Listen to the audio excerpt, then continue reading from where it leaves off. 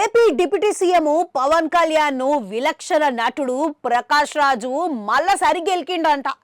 అయితే ఇప్పటికే పవన్ కళ్యాణ్ ను సోషల్ మీడియా వేదిక ద్వారా మన ప్రకాష్ రాజు నిలదీస్తున్న సంగతి మన అందరం చూస్తూనే ఉన్నాం.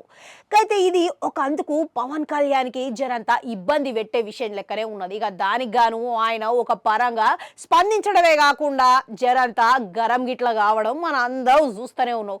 అయితే తాజాగా మళ్ళసారి ప్రకాష్ రాజు పవన్ కళ్యాణ్ ని పరోక్షంగా బాణాలు ఇసిరేసిండంట. ఇక ఆయన సోషల్ మీడియాలో ఎక్స్ ఖాతాల ఆయన ఒక ట్వీట్ని పెట్టిండంట. ఇక దాంట్లో ఏమంటున్నాడనంటే, గెలవక ముందు ఒక అవతారం, గెలిచిన తర్వాత ఒక అవతారం. అసలు ఏంది ఈ అవతారం? ఎందుకు ఇంత అయోమయం? ఏది నిజం?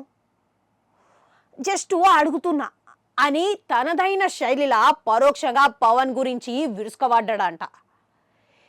ఇక అసలు దీనికి అసలు కారణం ఏంది అని ఆలోచిస్తే గిట్లా లడ్డు కల్తీ వ్యవహారం వల్లనే వీళ్ళిద్దరి మధ్యలో ఒక చిన్నపాటి వివాదం అనేది మొదలైంది.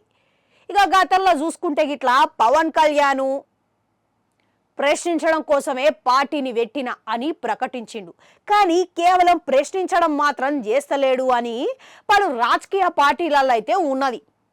కాకపోతే ఇక పవన్ కళ్యాణ్ ఇప్పుడు మత విద్వేషాలకు రెచ్చగొట్టే విధంగా మాట్లాడుతున్నారు అని పలు ప్రజా నేతలు విరుచుకబడుతున్నారంట, విమర్శిస్తున్నారంట.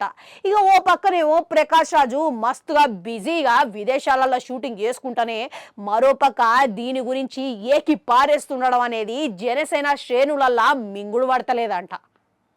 ఇక అంటే అనని అంటారు కానీ గెలికి మరి కొట్టించుకోవడం అంటే గిదే మరి. ఓ పక్క ఇప్పటికే గీ వివాదం సద్దుమనుగా అయితలేదురా సామి అని ముర్రు అని మొత్తుకుంటుంటే, మరో పక్క దీన్ని మరింత పెద్దగా చేసి ఇక మరింత అగ్గిరాజేసినట్టు చేస్తే ఇక ఎంతవరకు సబబు చెప్పురి, కామెంట్లలో పెట్టురి.